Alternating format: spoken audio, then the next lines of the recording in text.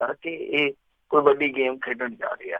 तां अज ये साफ हो गया कि वो जिहड़े क्याफे लाए जा रहे सीगे, जिहड़ियां क्यास अराइयां सीगियां वो दुरुस्त सीगियां। तां इन्हां ने साध्वी प्रज्ञा नूं मैदान च उतार दिता। वैसे मध्य प्रदेश दे विच अज इन्हां ने होर भी कुछ टिकटां दा ऐलान कीता वा, जिद्दां गुना तो KP यादव, सागर तो राज बहादुर सिंह नूं टिकट दे दित्ती आ।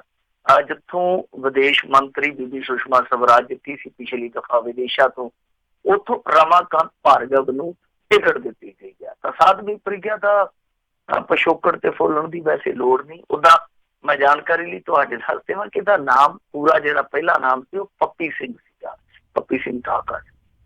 ਤਾਂ ਉਸ ਤੋਂ ਬਾਅਦ ਫਿਰ ਇਹ ਸਾਧਵੀ ਪ੍ਰज्ञा ਬਣੀ ਜਦੋਂ ਸੰਘ ਚ ਆ ਗਈ। ABVP ਦੀ ਵੀ ਇਹ ਮੈਂਬਰ ਰਹੀ ਆ।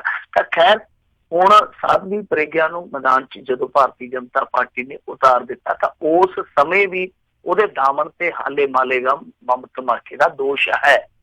ਉਹ ਦੋਸ਼ ਮੁਕਤ ਨਹੀਂ ਹੋਈ। ਉਸ ਮਾਮਲੇ ਦੇ ਵਿੱਚ 6 ਮੌਤਾਂ ਹੋਈਆਂ ਸੀ। ਉਸ ਘਟਨਾ ਦੇ ਵਿੱਚ ਬਹੁਤ ਸਾਰੇ ਲੋਕ ਜ਼ਖਮੀ ਹੋਏ ਸੀ। ਔਰ ਕਮਾਲ ਦੀ ਗੱਲ ਆ ਕਿ ਮੁਸਲਮਾਨਾਂ ਦਾ ਨੁਕਸਾਨ ਕਰਕੇ ਮੁਸਲਮਾਨਾਂ ਨੂੰ ਫਸਾ ਦਿੱਤਾ ਗਿਆ ਹੈਗਾ। ਬਾਅਦ ਖੇਡ ਹੋਰ ਨਿਕਲੇ। ਤਾਂ ਧਰਮ ਯੁੱਧ ਸ਼ਬਦ ਦੀ ਜਿੱਥੋਂ ਤੱਕ ਮੈਂ ਤੁਹਾਨੂੰ ਗੱਲ ਕਹੀ ਆ, ਧਰਮ ਯੁੱਧ ਇਸ ਕਰਕੇ ਸ਼ਬਦ ਜਿਹੜਾ ਉਹ ਅੱਗੇ ਵੀ ਤੁਹਾਨੂੰ ਸੁਣਾਈ ਦੇਊਗਾ ਕਿਉਂਕਿ ਦਿਗਵਿਜੇ ਸਿੰਘ ਹੋਰਾਂ ਨੇ ਜਾਂ ਹੋਰ ਉਹਨਾਂ ਦੇ ਸਾਥੀ ਸੀਗੇ ਜਿਹੜੇ ਹਿੰਦੂ ਸ਼ਬਦ ਲਿਆਂਦਾ ਸੀ, ਉਹਨਾਂ ਨੇ ਹਿੰਦੂ ਅੱਤਵਾਦ ਔਰ ਭਗਵਾਤਵਾਦ। ਤਾਂ ਇਸ ਕਰਕੇ ਮੇਰੇ ਖਿਆਲ ਦੇ ਨਾਲ ਉਹ ਜਿਹੜਾ ਧਰਮ ਯੁੱਧ ਵਾਲਾ ਨਾ ਉਹ ਮਸਲਾ ਬਿਲਕੁਲ ਸਪਸ਼ਟ ਕਰਦਾ ਕਿ ਅਸਲ ਦੇ ਵਿੱਚ ਹੁਣ ਪੋਲਰਾਈਜੇਸ਼ਨ ਦੀ ਗੇਮ ਜਿਹੜੀ ਆ ਖੁੱਲ ਕੇ ਖੇਡੀ ਜਾਊਗੀ। ਹਿੰਦੂਤਵ ਦਾ ਪਤਾ ਜਿਹੜਾ ਅੱਗੇ ਵੀ ਧਰੁਵੀਕਰਨ ਕਰਕੇ ਬਹੁਤ ਹੱਦ ਤੱਕ ਸਫਲਤਾ ਭਾਰਤੀ ਜਨਤਾ ਪਾਰਟੀ ਨੂੰ ਦਿੰਦਾ ਰਿਹਾ, ਉਹ ਹੁਣ ਦੁਬਾਰਾ ਫਿਰ ਚੱਲਿਆ ਜਾਊ। ਜੀ ਜੀ ਬਿਲਕੁਲ, ਇਹਦੇ ਵਿੱਚ ਤਾਂ ਕੋਈ ਦੋ ਰਾਵਾ ਨਹੀਂ ਆ। ਪਰ ਦੇਖਣ ਵਾਲੀ ਗੱਲ ਰਹੂਗੀ ਵੀ ਜਿਹੜੇ ਵੋਟਰ ਨੇ ਉਹ ਇਸ ਨੂੰ ਕਿਸ ਤਰੀਕੇ ਦੇ ਨਾਲ ਦੇਖਦੇ ਨੇ। ਵੈਸੇ ਤਾਂ ਹਾਲਾਤ ਬਹੁਤ ਚੰਗੇ ਨਜ਼ਰ ਆਉਂਦੇ ਨਹੀਂ। ਅਗਲੀ ਗੱਲ ਕਰੀਏ, ਕਹਿੰਦੇ ਸਾਊਦੀ ਅਰੇਬੀਆ ਦੇ ਵਿੱਚ 2 ਪੰਜਾਬੀ ਨੌਜਵਾਨਾਂ ਦੇ ਸਿਰ ਕਲਮ। ਇਹ ਬੜੀ ਮੰਦਭਾਗੀ ਖਬਰ ਆਈ ਆ ਕਿ ਸਾਊਦੀ ਅਰਬ ਦੇ ਵਿੱਚ 2 ਪੰਜਾਬੀ ਨੌਜਵਾਨਾਂ ਦੇ ਸਿਰ ਕਲਮ ਕਰ ਦਿੱਤੇ ਗਏ ਆ। ਅਸਲ ਦੇ ਵਿੱਚ ਦੱਸਦੇ ਆ ਕਿ ਇਹਨਾਂ ਦੇ ਸਿਰ ਕਲਮ ਜਿਹੜੇ ਉਹ 28 ਫਰਵਰੀ ਨੂੰ ਹੀ ਕਰ ਦਿੱਤੇ ਗਏ ਸੀਗੇ, ਪਰ ਪੁਸ਼ਟੀ ਨਹੀਂ ਸੀ ਹੋ ਰਹੀ।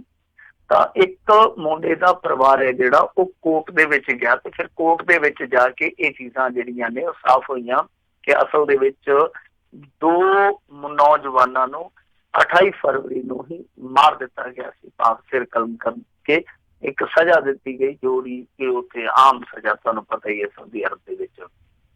ਤਾਂ ਜੋ ਗੱਲ ਨਿਕਲ ਕੇ ਆ ਰਹੀ ਹੈ, ਹਾਲਾਂਕਿ ਪੂਰੀ ਨਹੀਂ, ਤੁਹਾਨੂੰ ਪਤਾ ਹੀ ਹੈ ਕਿ ਬਹੁਤਾਤ ਦੇ ਵਿੱਚ ਜਦੋਂ ਇਸ ਤਰ੍ਹਾਂ ਦੀਆਂ ਖਬਰਾਂ ਜਿਹੜੀਆਂ ਆਉਂਦੀਆਂ ਨੇ ਤਾਂ ਉਹ ਪਹਿਲੇ ਦਿਨ ਛਣ ਕੇ ਆਉਂਦੀਆਂ, ਅਗਲੇ ਦਿਨ ਜਿਹੜੀਆਂ ਤਫਸੀਲ ਪੂਰਵਕ ਆਉਂਦੀਆਂ।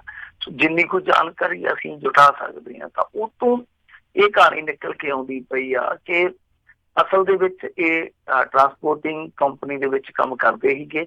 ਇਹਨਾਂ ਦੇ ਨਾਲ ਇੱਕ ਹੋਰ ਵੀ ਡਰਾਈਵਰ ਸੀਗਾ ਔਰ ਉਹਦਾ ਨਾਮ ਸੀਗਾ ਇਮਾਮੁਦੀਨ। ਤਾਂ ਰਿਆਦ ਦੇ ਵਿੱਚ ਰਹਿ ਕੇ ਸਾਰੇ ਉੱਥੇ ਕਰਦੇ ਸੀ ਡਰਾਈਵਿੰਗ ਵਗੈਰਾ।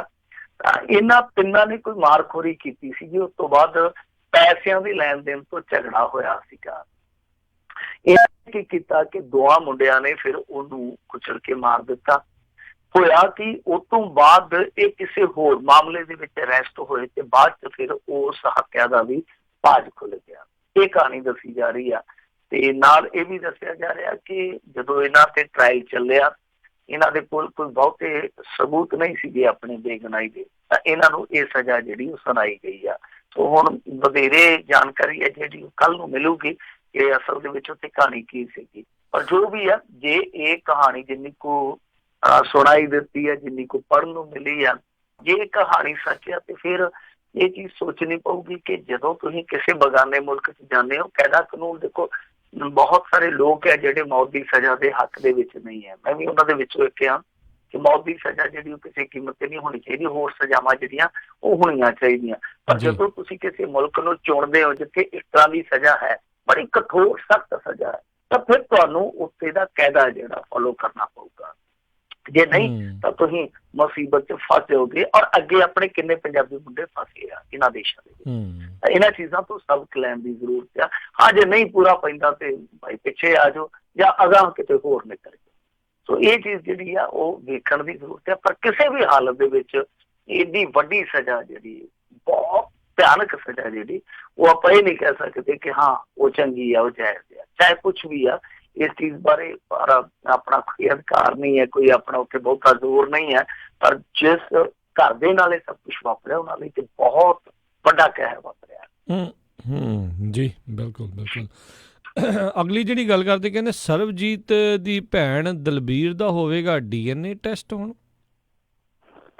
ये बीबी काफी लंबे समय की रौला पाउंदी ही बची आउंदी ही पर अगे भी मैं तुहानू एक दिन गल कही ही ना कि जे दुश्मनी सेड़नी होवे ਜਾਂ ਆਪਣੇ ਪੁਰਖਿਆਂ ਬਾਰੇ ਜਾਣਕਾਰੀ ਇਕੱਤਰ ਕਰਨੀ ਹੋਵੇ ਤੇ ਚੁੱਪ ਕਰਕੇ ਇਲੈਕਸ਼ਨ 'ਚ ਖੜ ਜਾਓ ਜਾਂ ਖੜਨ ਦਾ ਐਲਾਨ ਕਰ ਦਿਓ ਕਿ ਮੈਂ ਇਲੈਕਸ਼ਨ ਲੜਦਾ ਤਾਂ ਵੀ ਅੱਜ ਕੱਲ ਫੇਸਬੁੱਕ ਟਵਿੱਟਰ ਤੇ ਤੁਹਾਡੀ ਐ ਕੁੰਡਲੀ ਜਿਹੜੀ ਬਣਾ ਧਰਦੇ ਆ। ਤਾਂ ਖੈਰ ਇਹ ਜਿਹੜੀ ਸਰਬਜੀਤ ਸਿੰਘ ਦੀ ਭੈਣ ਸੀਗੀ ਦਲਬੀਰ ਕੌਰ ਇਹਦੇ ਬਾਰੇ ਅੱਜ ਦੱਸਦੇ ਕਿ ਪੰਜਾਬ ਸਰਕਾਰ ਦੇ ਗ੍ਰਹਿ ਵਿਭਾਗ ਵੱਲੋਂ ਰਾਜ ਦੇ ਪੁਲਿਸ ਮੁਖੀ ਨੂੰ ਇੱਕ चिट्ठी घली गई है एक हुक्म घलिया गया कि भाई इन्हां दा DNA टैसट कराओ ताकि पता लाया जा सके कि ये वाकया ही सरबजीत सिंह दी भैन आ या फिर आपो बनी भैन आ।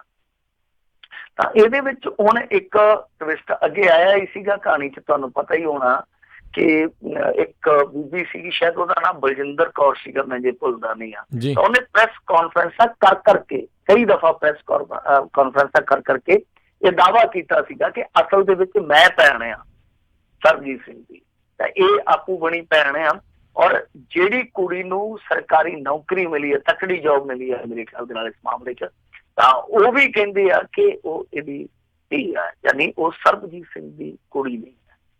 सो ये बड़ा अपने आप दे विच विचित्र मामला है कि नौकरी जिहड़ी ओह सरबजीत सिंह दी कुड़ी नूं मिली आ दावा किया जा रहा कि ओह इहदी कुड़ी आ।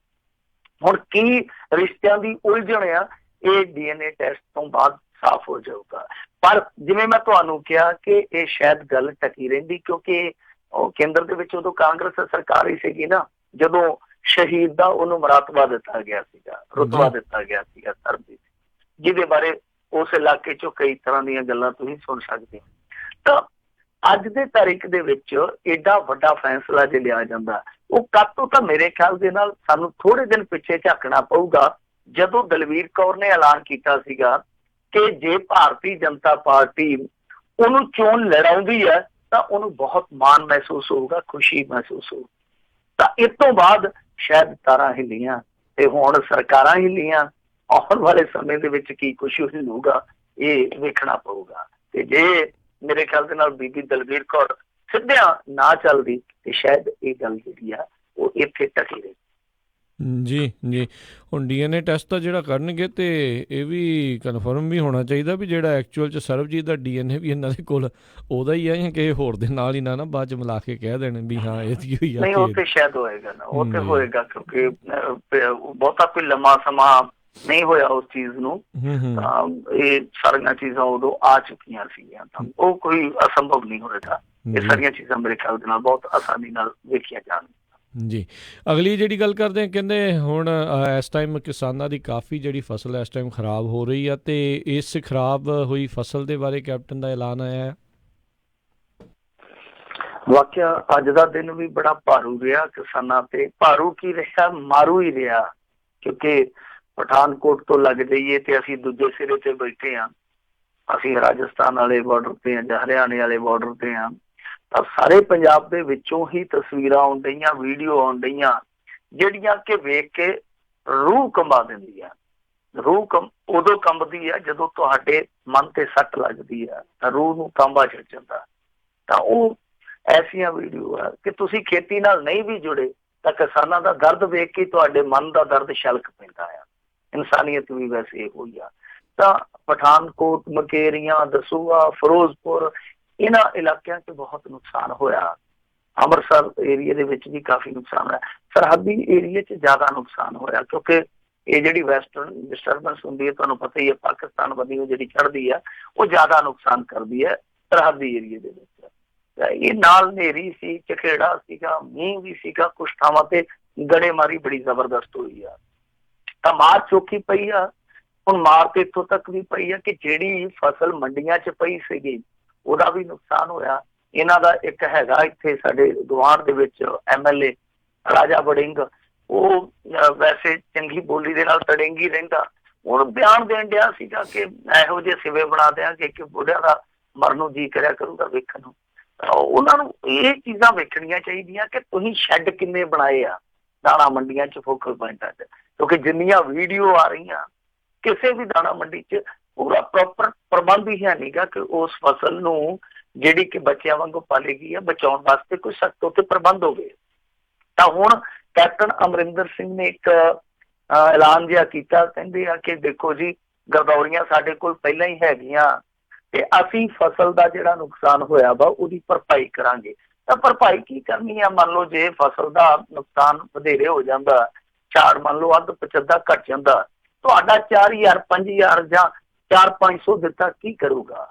ਸੋ ਜ਼ਰੂਰਤ ਤੇ ਇਸ ਗੱਲ ਦੀ ਆ ਕਿ ਇੱਕ ਤੇ ਮੰਡੀਆਂ ਦੇ ਵਿੱਚ ਫਸਲਾਂ ਦੀ ਸਾਂਭ ਸੰਭਾਲ ਵਾਸਤੇ ਪੁਖਤਾ ਪ੍ਰਬੰਧ ਕੀਤਾ ਜਾਵੇ, ਸੁਚਾਰੂ ਢੰਗ ਦੇ ਨਾਲ ਫਸਲ ਦੀ ਖਰੀਦ ਹੋਣੀ ਚਾਹੀਦੀ ਹੈ, ਨਾਲ ਸਾਂਭ ਸੰਭਾਲ ਵਾਸਤੇ ਵੀ ਪੁਖਤਗੀ ਦੇ ਨਾਲ ਕੰਮ ਕਰਨਾ ਚਾਹੀਦਾ। ਔਰ ਦੂਜੀ ਚੀਜ਼ ਇਹ ਆ ਕਿ ਅੱਗੇ ਇਹਨਾਂ ਨੇ ਫਸਲੀ ਬੀਮਾ ਯੋਜਨਾ ਲਿਆਂਦੀ ਸੀ ਜੋ ਫਰਾਡ ਸਾਬਤ ਹੋਇਆ, ਤਾਂ ਉਹ ਫਰਾਡਬਾਜ਼ੀ ਛੱਡ ਕੇ ਕੋਈ ਵਧੀਆ ਠੋਸ ਇਹੋ ਜਿਹੀ ਯੋਜਨਾ ਲਿਆਉਣੀ ਚਾਹੀਦੀ ਆ ਜੋ ਕੁਦਰਤੀ ਵਿਪਤਾ ਦੇ ਵਿੱਚ ਕਿਸਾਨ ਦੀ ਝੋਲੀ ਭਰ ਸਕੇ। ਇਹ ਤੇ ਤੈਅ ਆ ਕਿ ਜਿਸ ਤਰੀਕੇ ਨਾਲ ਕੁਦਰਤ ਦਾ ਘਾਣ ਕੀਤਾ ਇਨਸਾਨ, ਤਾਂ ਉਹ ਰਿਐਕਸ਼ਨ ਹੋਣਾ ਹੀ ਹੋਣਾ। ਕੁਦਰਤੀ ਵਿਪਤਾਵਾਂ ਭਵਿੱਖ ਦੇ ਵਿੱਚ ਜ਼ਿਆਦਾ ਕਹਿਰ ਬਰਪਾਉਣਗੀਆਂ, ਉਹਦੇ ਵਾਸਤੇ ਕਿਸਾਨਾਂ ਲਈ ਕੋਈ ਫਸਲੀ ਬੀਮਾ ਸਕੀਮ ਜਿਹੜੀ ਆ ਠੋਸ, ਜਿਹੜੀ ਕਿ ਕਾਰਪੋਰੇਟ ਘਰਾਣਿਆਂ ਦੇ ਪੱਖੀ ਨਾ ਹੋਵੇ, ਕਿਸਾਨ ਪੱਖੀ ਹੋਵੇ, ਉਹ ਜ਼ਰੂਰ ਜ਼ਮੀਨ ਤੇ ਉਤਾਰਨ ਦੀ ਜ਼ਰੂਰਤ ਹੈ। ਜੀ ਜੀ ਜੀ ਅਗਲੀ ਜਿਹੜੀ ਗੱਲ ਕਰਦੇ, ਕਹਿੰਦੇ ਫਾਦਰ ਐਂਥਨੀ ਕਹਿੰਦੇ ਪੈਸੇ ਖੁਰਦ-ਬੁਰਦ ਕਰਨ ਦੇ ਮਾਮਲੇ ਦੇ ਵਿੱਚ ਜਿਹੜਾ ਇੱਕ ਗ੍ਰਿਫਤਾਰ।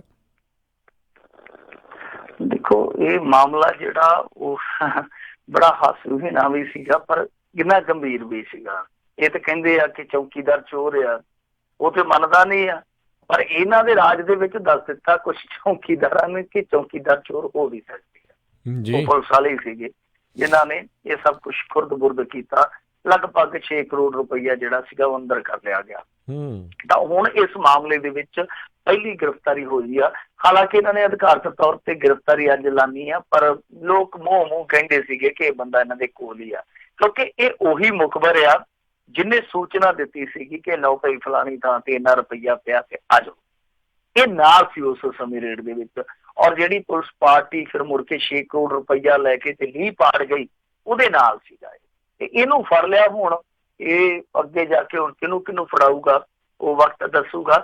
ਔਰ ਦੂਜੇ ਪਾਸੇ ਜਿਹੜੇ 2 ਥਾਣੇਦਾਰ ਫਰਾਰ ਆ ਜਿਨ੍ਹਾਂ ਦੇ ਕੋਲ ਪੈਸਾ ਦੱਸਿਆ ਜਾਂਦਾ ਵਾ, ਤਾਂ ਉਹਨਾਂ ਦੇ ਵਿੱਚੋਂ ਇੱਕ ਦੇ ਮੁੰਡੇ ਨੂੰ ਵੀ ਅੱਜ ਦੱਸਦੇ ਆ ਕਿ ਕਥਿਤ ਰੂਪ ਦੇ ਵਿੱਚ ਚੁੱਕਿਆ ਗਿਆ, ਕਿਉਂਕਿ ਦੱਸਿਆ ਜਾਂਦਾ ਕਿ ਉਸ ਥਾਣੇਦਾਰ ਨੇ ਜਿਹੜਾ ਕਿ ਭਗੌੜਾ ਵਾ, ਉਹਨੇ ਆਪਣੇ ਮੁੰਡੇ ਨੂੰ ਕਾਲਿੰਗ ਕੀਤੀ ਹੈ ਪਟਿਆਲੇ ਦੇ ਵਿੱਚ। ਤਾਂ ਹੁਣ ਮੁਖਬਰ ਫੜਿਆ ਗਿਆ। ਅੱਗੋਂ ਦੇਖੋ ਕਿ ਇਹਦੀ ਸੂਹ ਤੇ ਕਿਹੜੇ ਬੰਦੇ ਫੜੇ ਜਾਂਦੇ ਆ। ਪਰ ਜਿਸ ਤਰੀਕੇ ਨਾਲ ਇਸ ਮਾਮਲੇ ਦੇ ਵਿੱਚ 6 ਕਰੋੜ ਰੁਪਏ ਦਾ ਗਬਨ ਸਾਹਮਣੇ ਆਇਆ ਜੋ ਪੰਜਾਬ ਪੁਲਿਸ ਨੇ ਕੀਤਾ, ਉਹ ਤੇ ਹੈਰਾਨ ਕਰਦਾ ਹੀ ਕਰਦਾ। ਪਰ ਇਸ ਮਾਮਲੇ 'ਚ ਜਿਸ ਤਰੀਕੇ ਨਾਲ ਮੁਖਬਰਾਂ ਦੀ ਭੂਮਿਕਾ ਸਾਹਮਣੇ ਆ ਰਹੀ ਹੈ, ਜਿੱਦਾਂ ਸੁਰਿੰਦਰ ਸਿੰਘ ਬਹੁਤ ਪ੍ਰਭਾਵ ਰੱਖਦਾ ਸੀਗਾ ਮਹਿਕਮੇ ਦੇ ਵਿੱਚ, ਇਸ ਤਰ੍ਹਾਂ ਹੀ ਬੱਬੂ 12 ਬੋਲ ਰਿਹਾ ਕੋਈ, ਉਹ ਦੱਸਦੇ ਆ ਕਿ ਜਾ ਕੇ ਸਿੱਧਾ ਹੀ ਇੰਸਪੈਕਟਰ ਦੀ ਕੁਰਸੀ ਤੇ ਬਹਿ ਜਾਂਦਾ ਸੀ ਤੇ ਜਦੋਂ ਕਿਤੇ ਲੋੜ ਪੈਂਦੀ ਸੀਗੀ ਉਦੋਂ ਬੰਦੇ ਵੀ ਲੰਮੇ ਪਾ ਲਿਆ ਕਰਦਾ ਸੀਗਾ। ਤਾਂ ਜਿਹੜਾ ਇਹ ਮੁਖਬਰਾਂ ਵਾਲਾ ਨਾਲ ਇੱਕ ਨਵਾਂ ਇੱਥੇ ਰਾਜ ਖੁੱਲਿਆ, ਇਹ ਬੜਾ ਹੈਰਾਨ ਕਰਦਾ, ਬੜਾ ਪਰੇਸ਼ਾਨ ਕਰਦਾ। ਕਿਉਂਕਿ ਕੈਟ ਆਪਾਂ ਇੱਕ ਬੀਤੇ ਦੌਰ ਦੇ ਵਿੱਚ ਤੇ ਸੁਣੇ ਸੀਗੇ ਉਤੋਂ ਕੀ ਕਰਦੇ ਸੀਗੇ ਤੇ ਕੈਟਾਂ ਨੂੰ ਮੁੜ ਕੇ ਪੁਲਿਸ ਦੇ ਨੰਬਰ ਵੀ ਦਿੱਤੇ ਗਏ। ਉਹ ਸਾਰਾ ਕੁਛ ਹੈ ਜਿਹੜਾ ਹੁਣ ਵੀ ਚੱਲੀ ਜਾਂਦਾ ਪਰਦੇ ਦੇ ਪਿੱਛੇ। ਬਹੁਤ ਹੈਰਾਨ ਕਰਨ ਵਾਲੀ ਖੇਡ ਆ। ਉਹ ਦੇਖਦੇ ਆ। ਵੈਸੇ ਜੇ ਇਹਨਾਂ ਨੂੰ ਫੜਨਾ ਹੁੰਦਾ, ਪੁਲਿਸ ਦੀ ਨੀਤ ਸੱਚੀ ਸੋਚੀ ਹੁੰਦੀ ਤੇ ਬੰਦੇ ਭੱਜ ਨਹੀਂ ਸੀ ਸਕਦੇ, ਕਿਉਂਕਿ ਬਹੁਤ ਸਮਾਂ ਮਿਲ ਗਿਆ ਸੀਗਾ ਤੇ ਝੱਟ 'ਚ ਹੀ ਪਤਾ ਲੱਗ ਗਿਆ ਸੀਗਾ ਕਿ ਪੈਸਾ ਇਹਨਾਂ ਦੇ ਕੋਲ ਹੀ ਆ।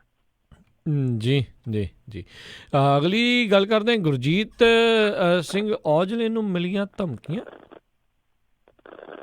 ਦੇਖੋ ਗੁਰਜੀਤ ਸਿੰਘ ਔਜਲਾ ਨੂੰ ਦੱਸਦੇ ਆ ਕਿ ਧਮਕੀਆਂ ਮਿਲੀਆਂ ਨੇ ਫੋਨ ਪਰ, ਤੇ ਜਿਹੜਾ ਟੈਲੀਫੋਨ ਸੀਗਾ, ਕਿਉਂਕਿ ਅੱਜ ਕੱਲ ਤੁਹਾਨੂੰ ਪਤਾ ਕਿ ਲੀਡਰਾਂ ਦੇ ਰੁਝੇਵੇਂ ਬੜੇ ਆ। ਆਪਣਾ ਟੈਲੀਫੋਨ ਸ਼ਾਇਦ ਉਦੋਂ ਹੀ ਸੁਣਦੇ ਹੋਣੇ ਜਦੋਂ ਘਰੋਂ ਫੋਨ ਆਉਂਦਾ ਹੋਏਗਾ। ਘਰ ਵਾਲੀ ਦਾ ਫੋਨ ਤੇ ਟਾਲਿਆ ਵੀ ਨਹੀਂ ਜਾਂਦਾ ਛੇਤੀ ਕਿਤੇ, ਵੈਸੇ ਬੰਦੇ ਬਿਹਤਰ ਜਾਣਦੇ ਆ। ਤੇ ਓਦਾਂ ਜਿਹੜਾ ਫੋਨ ਆ ਉਹ ਅੱਜ ਕੱਲ੍ਹ ਫਿਰ ਦੂਜਿਆਂ ਨੂੰ ਫੜਾ ਰੱਖਦੇ ਕਿ ਜਿਹੜਾ ਜ਼ਰੂਰੀ ਫੋਨ ਹੋਵੇ ਉਹ ਸਾਨੂੰ ਸੁਣਾ ਦੀ, ਬਾਕੀ ਆਪ ਸੁਣੀ ਚੱਲੀ, ਕਿਉਂਕਿ ਕੰਪਨੀ ਦੇ ਦੇਣੇ ਆ। ਤੇ ਇਹ ਦੱਸਦੇ ਆ ਕਿ ਇਹ ਕਾਲ ਜਿਹੜੀ ਆ ਉਹ ਕਾਫੀ ਦਫਾ ਆਈ, ਇਹਨਾਂ ਨੂੰ ਕਾਫੀ ਵਾਰੀ ਆਈ ਆ। ਤੇ ਉਹ ਜਿਹੜਾ ਕੋਈ ਕਾਲਰ ਆ ਅੱਗੋਂ ਉਹ ਇਹੋ ਹੀ ਗੱਲ ਕਹਿੰਦਾ ਕਿ ਭਾਈ ਤੂੰ ਆਪਣੀ ਉਮੀਦਵਾਰੀ ਆ ਜਿਹੜੀ ਉਹ ਵਾਪਸ ਲੈ ਲਾ। ਤੇ ਇਹ ਕਹਿੰਦੇ ਆ ਕਿ ਅਸੀਂ ਉਹਨੂੰ ਉਦੋਂ ਸਮਝਾਇਆ ਵੀ ਕਿ ਤੂੰ ਇਸ ਤਰ੍ਹਾਂ ਨਾ ਕਰ, ਜੇ ਇਸ ਤਰ੍ਹਾਂ ਕਰੇਗਾ ਤੇ ਫਿਰ ਕੰਮ ਕਸੂਤਾ ਹੋ ਜਾਊਗਾ। ਤਾਂ ਜਦੋਂ ਨਹੀਂ ਟਲੇ ਤਾਂ ਇਹਨਾਂ ਨੇ ਪੁਲਿਸ ਨੂੰ ਕੰਪਲੇਂਟ ਕੀਤੀ ਆ ਤੇ ਹੁਣ ਪੁਲਿਸ ਨੇ ਇਸ ਮਾਮਲੇ ਦੇ ਵਿੱਚ ਕਾਰਵਾਈ ਸ਼ੁਰੂ ਕਰ ਦਿੱਤੀ ਆ। ਪਰ ਅੰਦਰੋਂ ਜਿਹੜੀ ਗੱਲ ਨਿਕਲ ਕੇ ਆ ਰਹੀ ਆ ਉਹ ਇਹੋ ਆ ਕਿ ਜਿਹੜੀ ਇਹ ਕਾਲ ਆ ਰਹੀ ਸੀਗੀ ਕੋਈ ਸ਼ਰਾਰਤ ਨਹੀਂ ਸੀਗੀ, ਅਸਲ ਦੇ ਵਿੱਚ ਦੱਸਦੇ ਆ ਕਿ ਇੱਕ ਗੈਂਗ ਵੱਲੋਂ ਧਮਕੀ ਦਿੱਤੀ ਜਾ ਰਹੀ ਸੀ। ਤਾਂ ਹੁਣ ਇਹ ਧਮਕੀ ਜਿਹੜੀ ਦਿੱਤੀ ਜਾ ਰਹੀ ਸੀ ਉਹ ਸੱਚਿਓਂ ਗੈਂਗਸਟਰਾਂ ਵੱਲੋਂ ਸੀ ਜਾਂ ਕਿਸੇ ਨੇ ਕੋਈ ਸ਼ਰਾਰਤ ਕੀਤੀ ਜਾਂ ਕੋਈ ਸਾਜ਼ਿਸ਼ ਕੀਤੀ ਆ, ਉਹ ਤੇ ਜਾਂਚ ਪੜਤਾਲ ਦਾ ਵਿਸ਼ਾ ਹੈ।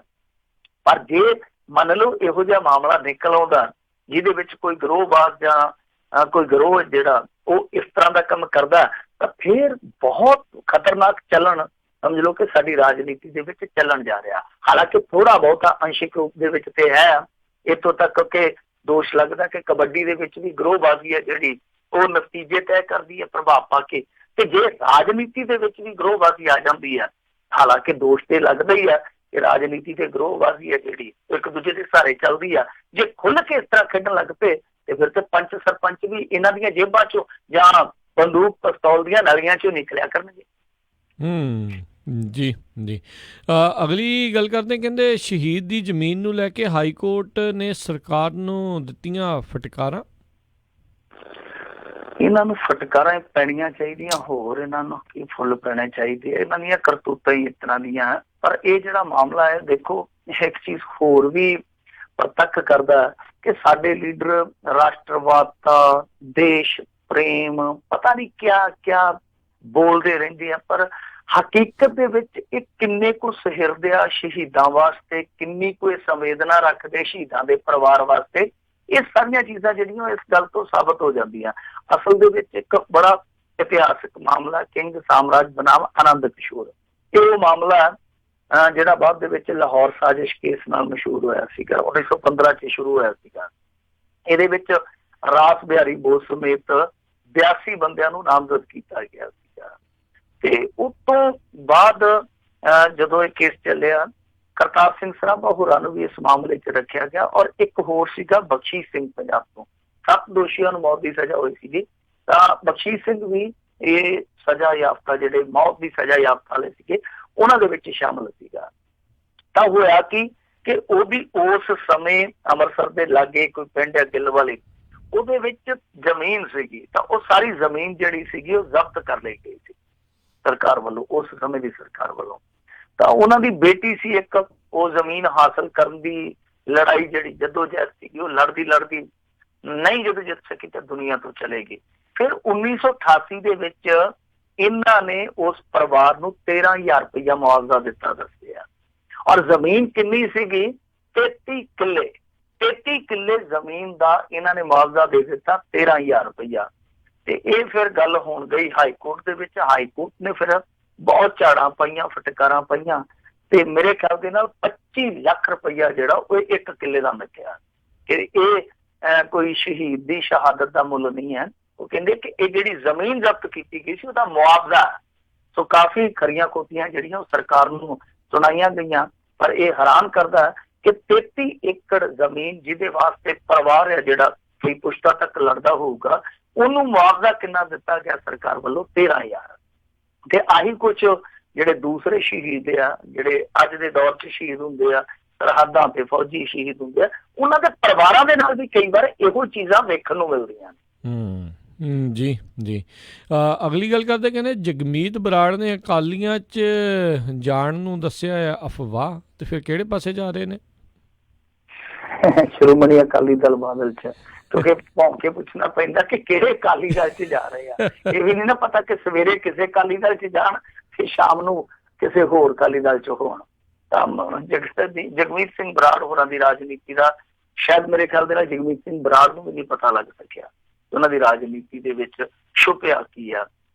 ਤਾਂ ਚਰਚਾ ਚੱਲਿਆ, ਅੱਜ ਬੜਾ ਭਖਵਾ ਚਰਚਾ ਸੀਗਾ ਵੈਸੇ ਕਿ ਜਗਮੀਤ ਸਿੰਘ ਬਰਾੜ ਹੈ ਜਿਹੜੇ ਉਹ 19 ਅਪ੍ਰੈਲ ਨੂੰ ਅਕਾਲੀ ਦਲ ਬਾਦਲ ਜੁਆਇਨ ਕਰ ਲੈਣਗੇ। ਪਰ ਉਹਨਾਂ ਨੇ ਹੁਣ ਇਸ ਖਬਰ ਦਾ ਖੰਡਨ ਕੀਤਾ। ਉਹ ਕਹਿੰਦੇ ਆ ਕਿ ਕੁਝ ਲੋਕਾਂ ਨੇ ਅਫਵਾਹ ਫੈਲਾ ਦਿੱਤੀ ਹੈ। ਵੈਸੇ ਇਸ ਗੱਲ ਦਾ ਵੀ ਕੋਈ ਮੈਂ ਕਹੂੰਗਾ ਗਰੰਟੀ ਵਾਲਾ ਪੱਖ ਨਹੀਂ ਹੈਗਾ। ਅੱਜ ਜਿਹੜੀ ਗੱਲ ਕਹਿ ਰਹੇ ਆ ਉਹਦੇ ਬਾਰੇ ਕਹਿ ਰਹੇ ਨੇ ਸ਼ਾਮਲ ਹੋ ਕੇ ਕਿ ਨਹੀਂ, ਜਿਹੜੀ ਗੱਲ ਉਦਣ ਕਹੀ ਸੀਗੀ ਉਹ ਮੇਰਾ ਬਿਆਨ ਤੋੜ ਮਰੋੜ ਕੇ ਪੇਸ਼ ਕੀਤਾ ਗਿਆ ਸੀਗਾ, ਕੋਈ ਪਤਾ ਨਹੀਂ ਲੱਗਦਾ। ਤਾਂ ਇਹਨਾਂ ਨੇ ਇੱਕ ਵਾਰੀ ਖੰਡਨ ਕੀਤਾ ਕਿ ਇਹੋ ਜੀ ਖਬਰ ਦੇ ਵਿੱਚ ਕੋਈ ਸੱਚਾਈ ਨਹੀਂ ਹੈ। ਪਰ ਸੂਤਰ ਜਾਂ ਜਿਹੜੇ ਹੋਰ ਮੀਡੀਆ ਵਸੀਲੇ ਸੀ ਜਾਂ ਰਾਜਸੀ ਵਸੀਲੇ ਸੀ, ਉਹ ਇਹੋ ਗੱਲ ਕਹਿ ਰਹੇ ਸੀਗੇ ਕਿ ਸਾਰੀ ਸੈਟਿੰਗ ਸਾਰੀ ਫਿਟਿੰਗ ਹੋਈ ਪਈ ਆ ਤੇ ਫਿਰੋਜ਼ਪੁਰ ਤੋਂ ਇਹਨਾਂ ਨੂੰ ਟਿਕਟ ਵੀ ਮਿਲ ਸਕਦੀ ਆ। ਪਰ ਜਿਸ ਤਰੀਕੇ ਦੀ ਫੀਡਬੈਕ ਆ ਰਹੀ ਹੈ ਇਸ ਮੁੱਦੇ ਤੇ, ਜਿਸ ਤਰੀਕੇ ਦੀ ਸੋਸ਼ਲ ਮੀਡੀਆ ਤੇ ਫਜ਼ੀਅਤ ਹੋ ਰਹੀ ਹੈ, ਉਹ ਤੋਂ ਲੱਗਦਾ ਕਿ ਸ਼ਾਇਦ ਦੋਨਾਂ ਧਿਰਾਂ ਨੇ ਰਾਏ ਆਪਣੀ ਬਦਲ ਲਈ ਹੋ। ਵੈਸੇ ਰਾਜਨੀਤੀ 'ਚ ਅਗਲੇ ਪੜਾਅ ਤੇ ਕੀ ਹੋ ਜਾਣਾ ਕੋਈ ਗਰੰਟੀ ਨਾਲ ਨਹੀਂ ਕਹਿ ਸਕਦਾ। ਪਰ ਜਿਸ ਤਰੀਕੇ ਨਾਲ ਜਗਮੀਤ ਬਰਾੜ ਦੀ ਕਾਂਗਰਸ ਦੇ ਵਿੱਚ ਵਾਪਸੀ ਕੁਝ ਲੋਕਾਂ ਨੇ ਰੋਕ ਦਿੱਤੀ, ਔਰ ਜਿਸ ਤਰੀਕੇ ਨਾਲ ਸੋਸ਼ਲ ਮੀਡੀਆ ਤੇ ਜਗਮੀਤ ਬਰਾੜ ਦੇ ਖੈਰ ਖਵਾਹ ਨੇ ਕਿਹਾ ਕਿ ਬਰਾੜ ਸਾਹਿਬ ਇਹ ਭੁੱਲ ਨਾ ਕਰਿਓ ਕਿਉਂਕਿ ਇਹ ਭੁੱਲ ਤੁਹਾਡੀ ਸਿਆਸੀ ਜ਼ਿੰਦਗੀ ਦੀ ਆਖਰੀ ਭੁੱਲ ਸਾਬਤ ਹੋ ਜਾਣੀ। ਸ਼ਾਇਦ ਉਹਨਾਂ ਨੇ ਵੀ ਸੋਚਿਆ ਹੋਵੇ ਕਿ ਹੋਰ ਭੁੱਲਾਂ ਦੀ ਗੁੰਜਾਇਸ਼ ਰੱਖ ਲਈ ਜਾਵੇ। ਤਾਂ ਆਪਣੀ ਰਾਏ ਹੈ ਜਿਹੜੀ ਜਾਂ ਆਪਣਾ ਉਹਨਾਂ ਦਾ ਜਿਹੜਾ ਦ੍ਰਿਸ਼ਟੀਕੋਣ ਸੀ ਉਹ ਸ਼ਾਇਦ ਬਦਲ ਗਿਆ ਹੋਵੇ। ਪਰ ਫਿਰ ਵੀ ਮੈਂ ਤੁਹਾਨੂੰ ਕਹਿ ਰਿਹਾ ਕਿ ਬੇਸ਼ੱਕ ਉਹਨਾਂ ਨੇ ਖੰਡਨ ਕਰ ਦਿੱਤਾ, ਪਰ ਸੰਭਾਵਨਾ ਤੋਂ ਇਨਕਾਰ ਨਹੀਂ ਕਰ ਸਕਦੇ ਆਪਾਂ ਕਿ ਕੱਲ ਨੂੰ ਕਿਹੜੀ ਸੰਭਾਵਨਾ ਜਿਹਦੀ ਫਿਰ ਜਨਮ ਲੈ ਲਵੇ। ਜੀ ਜੀ ਜੀ ਤੇ ਬਿਲਕੁਲ। ਤੇ ਨਾਲ ਹੀ ਮਿੰਟੂ ਜੀ ਕੱਲ ਨੂੰ ਦੂਜਾ ਪੜਾਅ ਆ ਵੋਟਾਂ ਦਾ, ਕਿੱਦਾਂ ਤਿਆਰੀਆਂ, ਕੀ ਕੁਛ ਚੱਲ ਰਿਹਾ? ਬਸ ਇੱਕੋ ਕੁਛ ਹੀ ਚੱਲ ਰਿਹਾ, ਜਿਵੇਂ ਮਸ਼ਹੂਰੀ ਨਹੀਂ ਆਉਂਦੀ ਕਿ ਕੀ ਚੱਲ ਰਿਹਾ, ਉਹ ਕਹਿੰਦਾ ਫੌਗ ਚੱਲ ਰਿਹਾ। ਇੱਥੇ ਬਸ ਰਾਜਨੀਤਿਕ ਲੋਕਾਂ ਦੇ ਮੂੰਹਾਂ ਦੇ ਵਿੱਚੋਂ ਬਸ ਆਹੀ ਕੁਛ ਨਿਕਲਦਾ ਪਿਆ ਜੋ ਆਪਾਂ ਵਿਚਾਰਦੇ ਆਏ ਹਾਂ ਬਹੁਤ ਦਿਨਾਂ ਤੋਂ। ਅੱਜ ਸਿੱਧੂ ਤੇ ਕਾਫੀ ਸਖਤ ਹੈ, ਚੋਣ ਕਮਿਸ਼ਨ ਨੇ ਮੇਰੇ ਖਿਆਲ ਦੇ ਨਾਲ ਨੋਟਿਸ ਵੀ ਭੇਜਿਆ ਵਾ। ਇਸ ਤੋਂ ਇਲਾਵਾ ਉਹਨੂੰ ਪਰਚੇ ਦਾ ਵੀ ਸਾਹਮਣਾ ਕਰਨਾ ਪਊਗਾ ਕਿਉਂਕਿ ਉਹਦੇ ਖਿਲਾਫ FIR ਵੀ ਦਰਜ ਹੋ ਗਈ ਆ। ਉਹਨੇ ਮੁਸਲਮਾਨਾਂ ਨੂੰ ਲੈ ਕੇ ਬਿਆਨ ਦਿੱਤਾ ਸੀਗਾ ਕਿ ਇਕਜੁੱਟ ਹੋ ਜਾਓ, ਜੇ ਤੁਸੀਂ ਇਕਜੁੱਟ ਹੋਗੇ ਤਾਂ ਮੋਦੀ ਸੁਲਟ ਜਾਊਗਾ। ਤਾਂ ਇਸ ਤਰ੍ਹਾਂ ਦੇ ਬਿਆਨ ਜਿਹੜੇ ਆ ਉਹ ਚੱਲੀ ਜਾਂਦੇ ਆ, ਇੱਕ ਦੂਜੇ ਤੇ ਚਿੱਕੜ ਸੁੱਟੀ ਜਾਂਦੇ ਆ। ਭਵਿੱਖ ਦੀਆਂ ਯੋਜਨਾਵਾਂ ਕੀ ਹੋਣਗੀਆਂ ਇਹਨਾਂ ਦੀਆਂ, ਹੁਣ ਤੱਕ ਦੀ ਰਿਪੋਰਟ ਕੱਢ ਕੇ ਇਹਨਾਂ ਸਾਰੀਆਂ ਚੀਜ਼ਾਂ ਦੀ ਚਰਚਾ ਜਿਹੜੀ ਉਹ ਮਨਫੀ ਆ।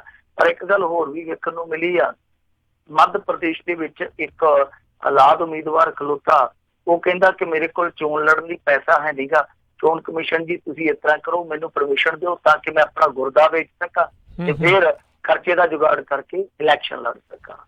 ਲੋਕ ਕਹਿੰਦੇ ਆ ਕਿ ਵੇਲਣੇ ਚ ਵਾਹ ਆਈ ਹੈ ਤੇਰੀ, ਤੂੰ ਨਾ ਲੜ ਇਲੈਕਸ਼ਨ। ਪਰ ਕੁਛ ਲੋਕ ਕਹਿੰਦੇ ਆ ਕਿ ਗੁਰਦਾ ਵੇਚ ਕੇ ਵੀ ਇਲੈਕਸ਼ਨ ਲੜਿਆ ਕੋਈ ਮਾੜਾ ਨਹੀਂ ਹੈ, ਕਿਉਂਕਿ ਜੇ ਇੱਕ ਵਾਰੀ ਜਿੱਤ ਗਿਆ ਬੰਦਾ ਫਿਰ 4-5 ਗੁਰਦੇ ਵੀ ਲਵਾ ਸਕਦਾ, 4-5 ਗੁਰਦੇ ਵੀ ਲਵਾ ਸਕਦਾ ਆਪਣੇ ਅੰਦਰ, ਇਹ ਨਾ ਹੋ ਜਾਊਗਾ ਆਰਥਿਕ ਤੌਰ ਤੇ ਮਜ਼ਬੂਤ। ਖੈਰ ਇਹੋ ਜਿਹੇ ਰੰਗ ਆ, ਤਿਆਰੀਆਂ ਨੇ। ਪਰ ਕੱਲ ਨੂੰ ਫੇਰ ਵੋਟਾਂ ਵੇਲੇ ਉਹੀ ਕਲੇਸ਼ ਰਹਿਣਾ ਹੀ ਰਹਿਣਾ। EVM ਦੀਆਂ ਸ਼ਿਕਾਇਤਾਂ ਹੋਣਗੀਆਂ, ਸਿਰ ਪਾਟਣਗੇ, ਕਈ ਥਾਈਂ ਲੋਕ ਰੋਣਗੇ, ਕਈ ਥਾਂ ਇਹ ਦੋਸ਼ ਲਾਉਣਗੇ ਕਿ ਜੀ ਵੋਟ ਮੈਂ ਕਿਸੇ ਹੋਰ ਨੂੰ ਪਾ ਰਿਹਾ ਸੀਗਾ, ਪਰਚੀ ਕਿਸੇ ਹੋਰ ਨੂੰ ਡਿੱਗ ਰਹੀ ਸੀ। ਇਹ ਸਾਰਾ ਕੁਛ ਤੈਅ ਹੀ ਹੁੰਦਾ। ਜਦੋਂ ਜਦੋਂ ਵੀ ਗੇੜ ਆਊਗਾ ਹਾਂ ਚੀਜ਼ਾਂ ਜਿਹੜੀਆਂ ਉਹ ਮੈਂ ਰਿਪੀਟ ਕਰ ਦਿਆ ਕਰੂੰ। ਜੀ ਜੀ ਬਿਲਕੁਲ ਸਹੀ ਗੱਲ ਆ, ਹੁੰਦਾ ਤਾਂ ਇਹੀ ਕੁਛ ਆ। ਪਰ ਚਲੋ ਦੇਖਦੇ ਹਾਂ ਕੀ ਬਣਦਾ ਆ। ਅਜੇ ਕਾਫੀ ਲੰਮਾ ਸਮਾਂ ਪਿਆ ਆ ਚੋਣਾਂ ਜਿਹੜੀਆਂ ਉਹ ਮੁੱਕਣ ਨੂੰ। ਅਤੇ ਬਹੁਤ ਬਹੁਤ ਮਿੰਟੂ ਜੀ ਧੰਨਵਾਦ, ਤੁਸੀਂ ਸਾਡੇ ਨਾਲ ਜੁੜੇ, ਇਹਨਾਂ ਖਬਰਾਂ ਬਾਰੇ ਜਾਣਕਾਰੀ ਦਿੱਤੀਆਂ। ਅਗਲੀ ਵਾਰ ਤੱਕ ਲਈ ਮਿਹਰਬਾਨੀ, ਪਿਆਰ ਭਰੀ ਸਤਿ ਸ਼੍ਰੀ ਅਕਾਲ।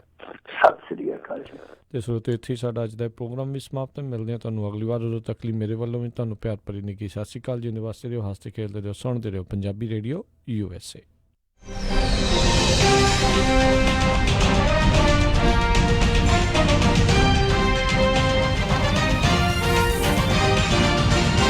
ਤੁਸੀਂ ਸੁਣ ਰਹੇ ਹੋ Punjabi radio USA KOBO Yuba city 1450 AM KIID ਸੈਕਰਾ